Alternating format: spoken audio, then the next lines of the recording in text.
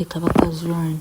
Emisinde gyabaddewo nga 6 April 2025 we gyatandise ku ssaawa emu ez'okumakya mu Bwakabaka bwa Buganda e Lubiri e Mengo okujjuza emyaka 7 egy'ekitiibwa egya Kabaka.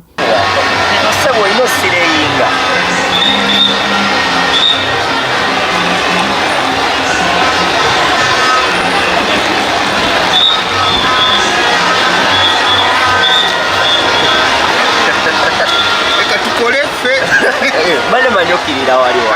Nze sikubwa nkuba. Sebo ino sireyinga.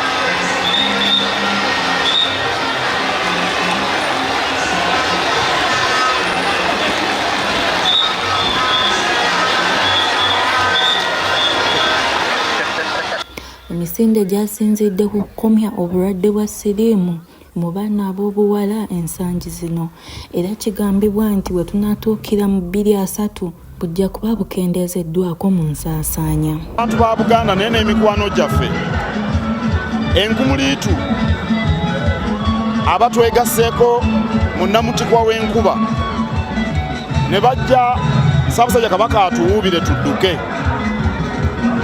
Kikulu nnyo kubanga obulamu bwe tusoosowaza.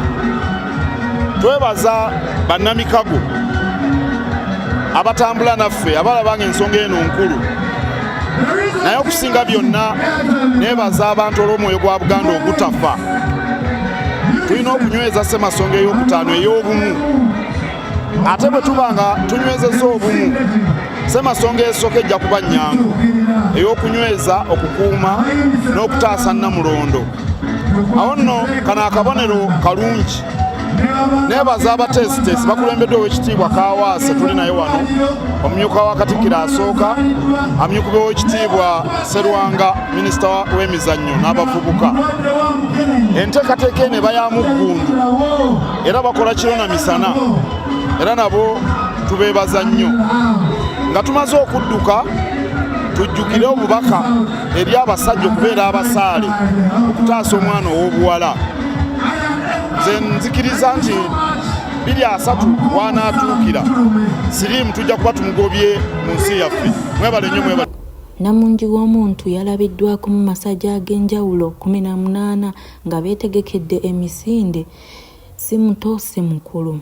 Awo ne Ssaabasajja Kabaka we yasiimye n'alabibwako eri abantu be e Lubiri e Mengo ng'asimbula emisinde n'akabonero k'okuwujja bbendera.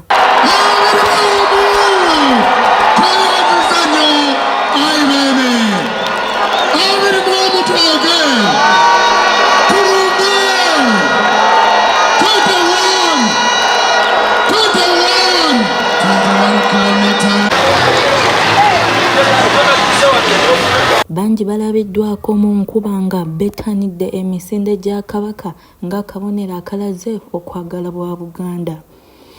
Awangaale Ssaabasajja Kabaka. Nsigadde nze Shiba Mulungi ku lwa MRU TV Pokopoko News.